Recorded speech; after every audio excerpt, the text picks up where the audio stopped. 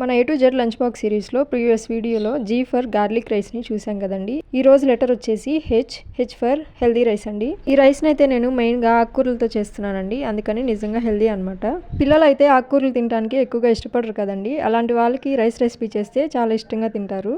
దీనికోసం ముందుగా కడాయిలో ఆయిల్ వేసుకుని ఎండుమిర్చి తాలింపు దినుసులు వేసి వేయించుకోవాలి. అలానే ఉల్లిపాయ కరివేపాకు కూడా వేసి వేయించుకోవాలండి. ఇవి కొంచెం వేగిన తర్వాత అల్లం వెల్లుల్లి పేస్ట్ అలానే పచ్చిమిర్చి పేస్ట్ కూడా వేసి పచ్చివాసన పోయేంత వరకు వేయించుకోవాలి. ఇవి కొంచెం వేగిన తర్వాత మెంతికూర, పాలకూర అలానే తోటకూర కూడా వేసి ఇవి కొంచెం వేగటానికి చిటికెడు సాల్ట్ కూడా వేసుకోవాలండి. అలానే కొంచెం పసుపు కూడా వేసుకుని ఇవన్నీ పచ్చివాసన పోయేంత వరకు ఫ్రై చేసుకోవాలి. ఇలా ఆకుకూర అంతా ఫ్రై అయ్యి కొంచెం దగ్గర పడిన తర్వాత ఉడికించిన అన్నాన్ని వేసుకుని అన్నానికి సరిపడా సాల్ట్ కూడా వేసుకోవాలి.